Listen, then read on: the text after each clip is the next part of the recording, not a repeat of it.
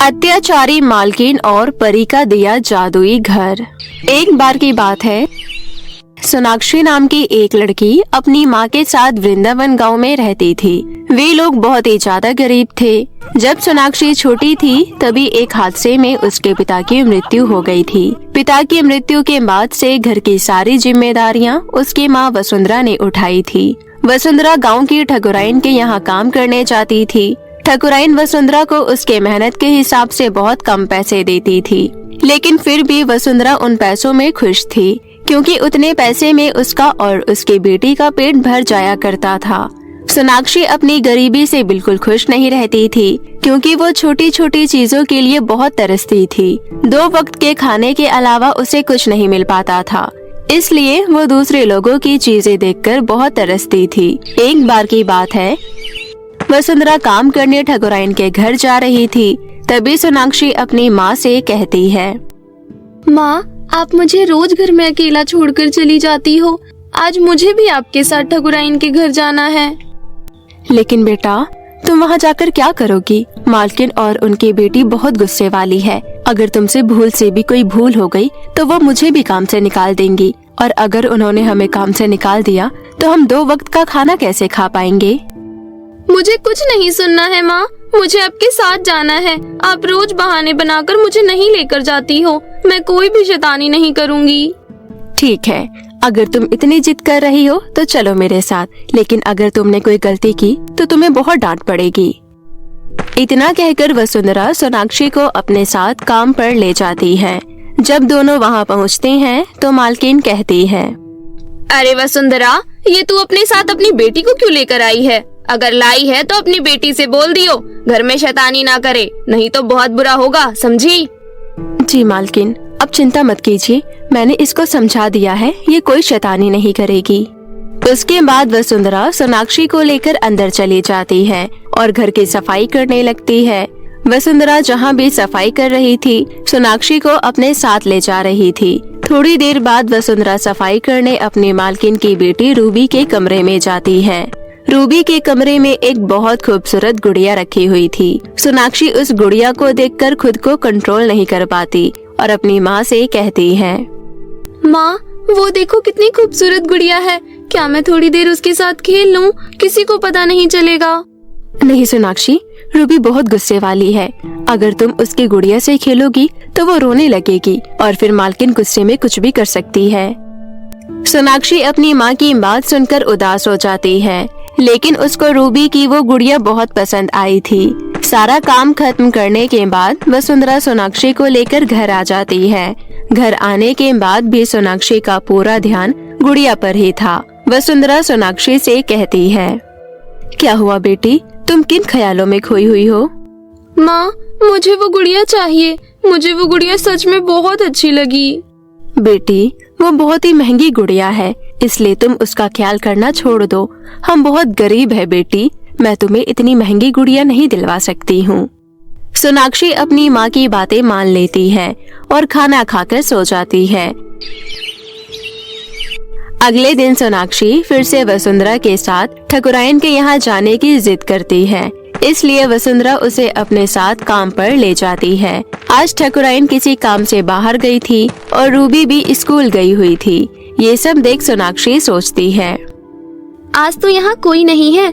Ruby को घर आने में भी अभी बहुत समय है। एक काम करती हूँ, रूबी की गुड़िया से थोड़ा सा खेल लेती हूँ, किसी को पता भी नहीं चलेगा। इतना सोचकर सोनाक्षी रूबी के कमरे में चली जाती है और उसकी गुड़िया से खेलने लगती है। वसुंधरा काम में बिजी थी, इसलिए उसका ध्यान सोनाक्षी की तरफ नहीं जाता है। सोनाक्षी गुड़िया के साथ खेल रही थी, तभी उसके हाथ से गुड़िया छूट जाती है और वो जमीन पर गिरकर टूट जाती है।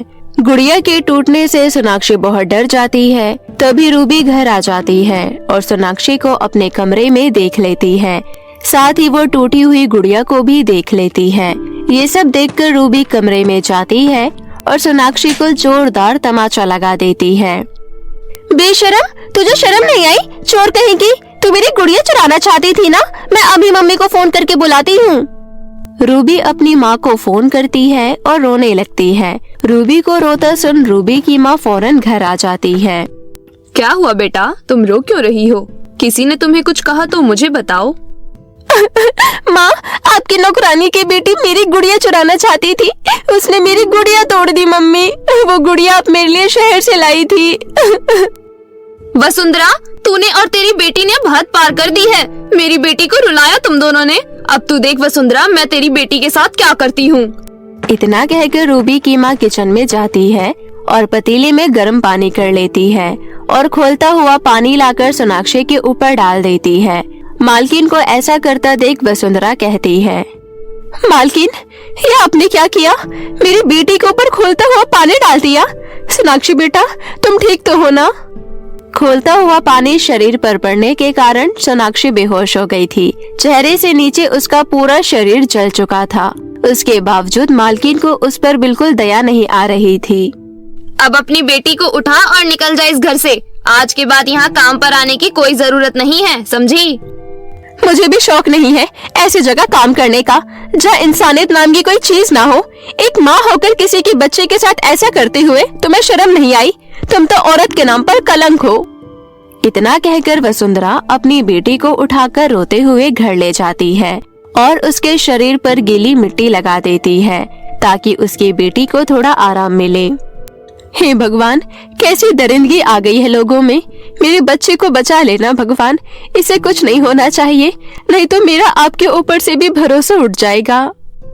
वसुंधरा अपनी बेटी का खूब ध्यान रखती है, लेकिन सोनाक्षी तो होश में ही नहीं आ रही थी। अब वसुंधरा का दिल बैठा जा रहा था। उसे कुछ भी समझ नहीं आ रहा था कि वो क्या करे। सोनाक्षी को होश तो आ जाता है, लेकिन वो चल फिर नहीं पा रही थी क्योंकि उसका पूरा शरीर ही जल चुका था। बेचारी वसुंधरा बहुत परेशान थी। इस तरह कुछ दिन बीत गए। एक रात अचानक बहुत तेज आंधी आने लगी। वो आंधी वसुंधरा का घर झेल नहीं पाया और वसुंधरा का घर टूट गया। हे भगवान, कैसी परीक्षा ले रहा है तू हमसे। मेरी बेटी अभी तक ठीक नहीं हुई थी और हमारा घर गिर गया। अब हम कहाँ रहेंगे? घर में खाने के लिए राशन भी खत्म हो चुका है। तभी वहाँ पर परी लोग की रानी परी प्रकट होती है और कहती है, वसुंधरा, रोना बंद करो। देखो मैं आ गई हूँ। अब तुम्हारी सारी परेशानियाँ दूर हो जाएंगी। कौन हो तुम और तुम कैसे करोगी मेरी परेशानियों को दूर? मैं परी लोग की रानी परी हूँ वसुंधरा। मैं तुम्हारी सारी परेशानियाँ दूर कर दूंगी। मैं तुम्हें कब से देख रही हूँ। तुम इतनी परेशानी में हो और आज तो तुम्हारा घर भी टूट गया। इसलिए मैं तुम्हें एक नया जादुई घर देना चाहती हूँ। क्या सच में? लेकिन कैसे? तभी रानी परी वसुंधरा के घर की जगह पर एक बहुत बड़ा घर प्रकट करती है और कहती है, ये घर एक जादुई घर है। इस घर के अंदर तुम्हें कभी कोई परेशानी नहीं होगी और तुम जिस चीज की मांग करोगी ये घर तुम्हें वो चीज देगा। इतना ही नहीं, ये घर तुम्हारी बेटी को पहले की तरह ठीक कर देगा। सच में रानी परी जी, आप तो मेरे लिए फरिश्ता बनकर आई हो। आपका बहुत बहुत धन्यवाद। उसके बाद परी वहाँ से चली जाती है। वसुंधरा घर के अंदर जाकर देखती है तो उसकी बेटी बिल्कुल ठीक हो चुकी थी और वो बहुत सुंदर गुड़िया के साथ खेल रही थी। ये सब देखकर वसुंधरा बहुत खुश होती है और हाथ जोड़कर परी का धन्यवाद करती है। तभी सोनाक्षी कहती है, माँ देखो, ये गुड़िया तो रूबी के गुड़िया से भी बहुत सुंदर है। हाँ मेरी बच्ची, तुम सही कह रही हो। वसुंधरा जादुई घर से खाने के लिए राशन मांगती है और अपनी बेटी को अच्छा अच्छा खाना बनाकर खिलाती है। इसी तरह कुछ दिन बीत जाते हैं और वसुंधरा सोनाक्षी का एडमिशन बहुत बड़े स्कूल में करवा देती है।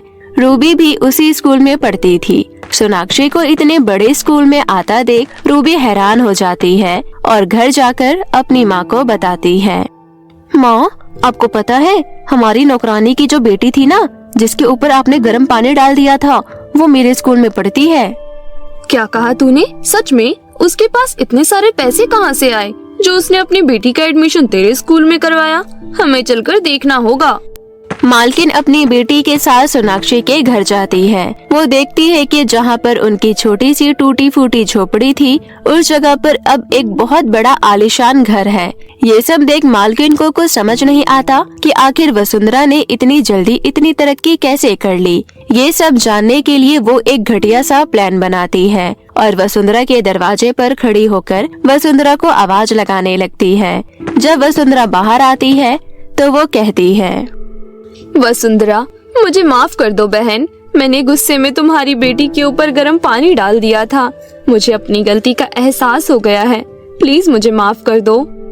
माफ करना मालकिन, लेकिन मुझे आपसे बात करने में कोई दिलचस्पी नहीं है। कृपया आप चले जाइए यहाँ से।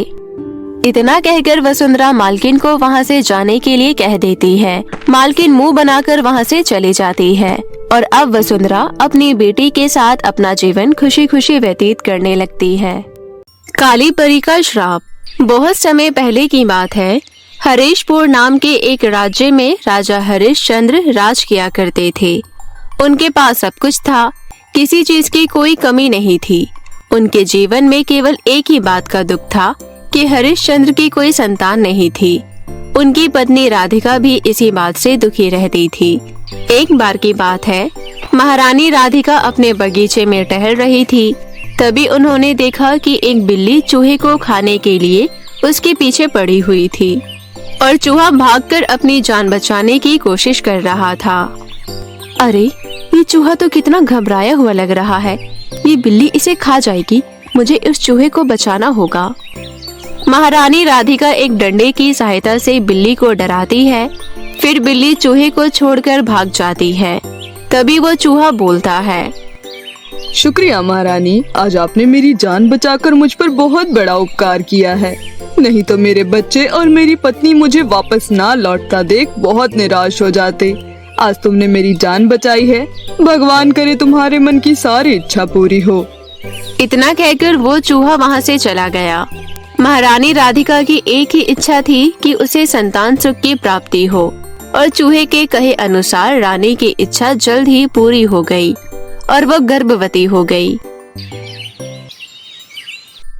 9 महीनों के पश्चात महारानी राधिका ने एक बहुत ही सुंदर और प्यारी सी बच्ची को जन्म दिया।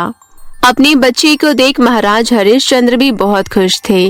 उन्होंने महारानी राधिका से कहा, हम बहुत ही ज्यादा खुश हैं महारानी कि हमारे घर साक्षात लक्ष्मी का जन्म हुआ है। महारानी, हम अपनी बेटी के नामकरण समारोह में दूर दूर से लोगों को आमंत्रित करेंगे। इसके अलावा मैं ये भी चाहता हूँ कि हम परीलोक की सभी परियों को अपनी बेटी को आशीर्वाद देने के लिए आमंत्रित करें। ये तो बहुत ही ज्यादा अच्छा विचार है महाराज।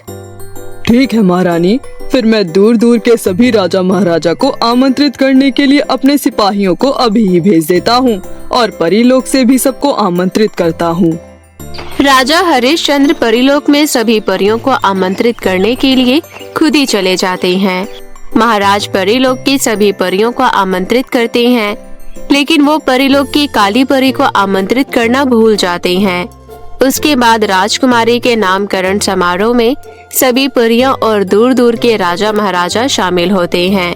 काली परी को जब पता चलता है कि सभी परियां हरिश्चंद्र की बेटी के नामकरण समारोह में गई हैं, तो वो बहुत ज्यादा क्रोधित हो जाती है और सीधा राजमहल पहुंचती है और राजा से कहती है, राजा हरिश्चंद्र, तुमने सभी परियों को आमंत्रित किया, लेकिन तुमने मुझे आमंत्रित ना करके मेरा बहुत ज्यादा अपमान किया है। ऐसी बात नहीं है काली परी, मुझसे भूल हो गई है, मुझे क्षमा कर दीजिए। जब मैं परियों को आमंत्रित करने गया था तब आप मुझे महल में दिखाई ही नहीं दी।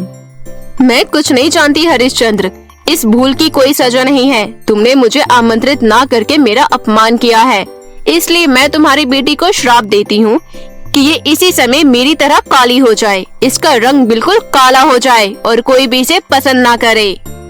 काली परी के ऐसे वचन सुनकर महारानी राधिका बहुत डर जाती है और कहती है, नहीं काली परी, ऐसा मत करो, इसमें मेरी बेटी का कोई दोष नहीं है। तुम मेरी फूल सी बच्ची को क्यों सजा दे रही हो? इसने तो कुछ भी नहीं किया है। मेरी भूल की सजा मेरी बेटी को मत दीजिए काली परी, इसे कृपया कर श्राप मुक्त कर दीजिए। राजा और रानी काली परी से क्षमा मांगने लगे और बाकी परियां भी काली परी को समझाने लगी। तब काली परी बोली, माफ करना, मैं अपना श्राप तो वापस नहीं ले सकती, लेकिन इसका असर कम कर सकती हूँ। राजकुमारी उस दिन बहुत खूबसूरत हो जाएंगी जिस दिन कोई लड़का इनसे सच्चे दिल से प्यार कर लेगा और इनसे शादी करने के लिए कहेगा। इतना कहकर काली परी वहाँ से चली गई। उसके बाद राजकुमारी के नामकरण समारोह की विधि संपन्न हुई और उसका नाम वैष्णवी रखा गया। उसके बाद सारे मेहमान अपने अपने घर वापस चले गए। धीरे धीरे राजकुमारी वैष्णवी बड़ी होने लगी।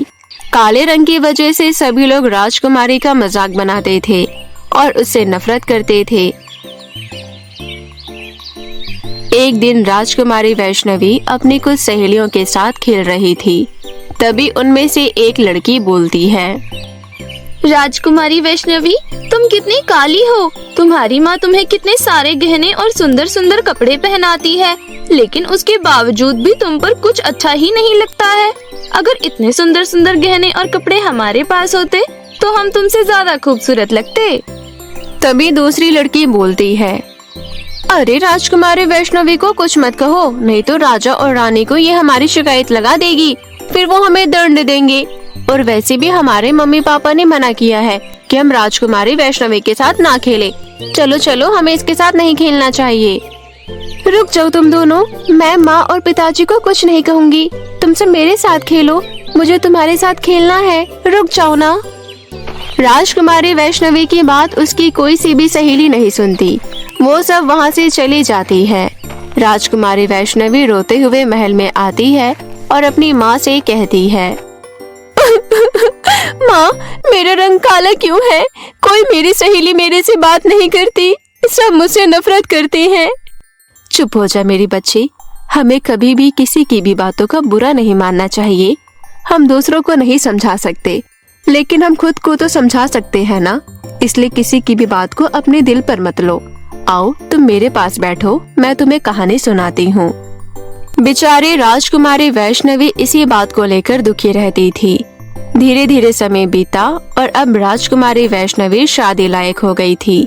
राजा और रानी चाहते थे कि राजकुमारी का विवाह हो जाए, लेकिन राजकुमारी के काले होने की वजह से सारे राजकुमार उससे शादी करने के लिए मना कर देते थे। हम क्या करें महारानी, कोई भी राजकुमार हमारी बेटी से शादी करने के लिए तैयार नहीं हो रहा है। उसके काले रंग को देखकर सभी उसे विवाह के लिए मना कर रहे हैं। ये बात तो मुझे भी सता रही है जी, ना जाने कब काली परी के श्राप से मुक्त होगी हमारी बेटी, ये तो वक्त ही बताएगा। वैसे राजकुमारी वैष्णवी है कहाँ? आज सुबह से दिखाई नहीं दे रही है। कहाँ जाएगी वो बेचारी? अपना मन हल्का करने के लिए जंगल गई है शिकार करने। अब उसका कोई साथी तो है नहीं, इसलिए अकेली ही शिकार पर गई है। राजकुमारी वैष्णवी अकेली ही जंगल शिकार करने गई थी। अरे, वहाँ दूर से कोई आवाज आ रही है, लगता है वहाँ पर शिकार है, मुझे जाकर देखना चाहिए। राजकुमारी वैष्णवी वहाँ चली जाती है। जब वो वहाँ जाती है तो देखती है कि एक राजकुमार को दो बाघों ने घेरा हुआ है और वो नौजवान निहत्था है, यानी कि उसके हाथ में कोई शस्त्र नहीं है। वे दोनों बाघ उस राजकुमार पर हमला करने ही वाले थे कि तभी राजकुमारी वैष्णवी अपनी तलवार से दोनों बाघों को मार गिराती है। आप ठीक तो है ना? आपको कहीं चोट तो नहीं लगी?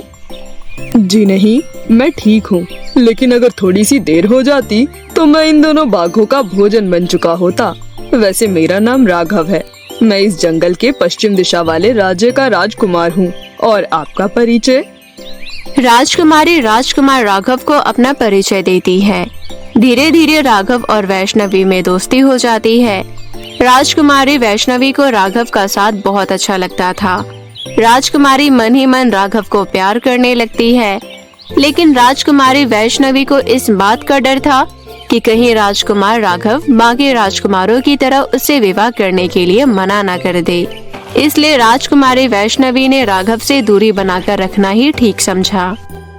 ये क्या हो रहा है? मुझे ऐसा प्रतीत हो रहा है जैसे मुझे राघव से प्यार हो गया है, लेकिन मुझे खुद को रोकना होगा, क्योंकि मुझे अच्छे से पता है कि राघव मुझे सिर्फ अपना दोस्त मानता है। वो मुझसे विवाह के लिए हाँ कभी नहीं करेगा। अगर इसी तरह मैं उसके समक्ष जाती रही तो मुझे बहुत दुख होगा, इसलिए राघव से दूरी बनाकर रखना ही ठीक रहेगा।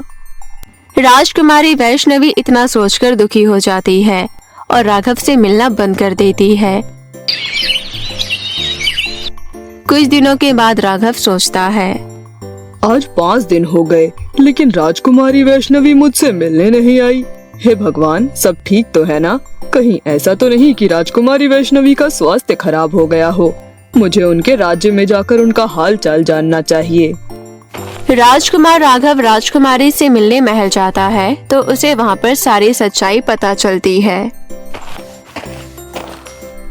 राजकुमारी, आपने मुझसे बात किए बगैर और मेरी राय लिए बगैर ये फैसला कैसे ले लिया कि मैं आपको पसंद नहीं करता हूँ और मैं आपसे विवाह नहीं करूँगा? मैंने तो अभी तक आपसे अपने मन की बात कही भी नहीं है। मैंने आपसे इसलिए इस बारे में बात नहीं की राघव, क्योंकि आप दिखने में कितने सुंदर हैं, आपका रंग कितना गोरा है। आपके विवाह के लिए तो आपको कितनी सारी खूबसूरत राजकुमारियां मिल जाएंगी, लेकिन मैं आपके लायक नहीं हूँ, इसलिए मैंने दूरी बना ली। राजकुमारी, किसने कहा कि आप खूबसूरत नहीं हैं? आपकी खूबसूरती मैंने देखी है। आप बहुत सुंदर हैं और आपका मन भी बहुत सुंदर है। व्यक्ति के रंग से उसकी सुंदरता की पहचान नहीं होती, बल्कि उसके व्यवहार से होती है। आप मुझे बहुत पसंद हैं। मैं आपसे बहुत प्यार करता हूँ और आपसे विवाह करना चाहता हूँ। राजकुमार राघव के इतना कहते ही राजकुमारी वैष्णवी का रंग बदल जाता है और वो वापस अपने रूप में आ जाती है। ये देखकर राघव और वैष्णवी दोनों ही चौंक जाते हैं। तभी राजा हरिश्चंद्र और रानी राधिका कालीपरी के दिए हुए श्राप के बारे में उन दोनों को बताते हैं। उसके बाद शुभ मुहूर्त देखकर राजकुमारी वैष्णवी का विवाह पड़ोसी देश के राजकुमार राघव के साथ धूमधाम से हो जाता है और खुशी खुशी राजकुमारी अपने ससुराल विदा हो जाती है। इसी के साथ कालीपरी का दिया हुआ श्राप भी हमेशा हमेशा के लिए राजकुमारी का पीछा छोड़ देता है।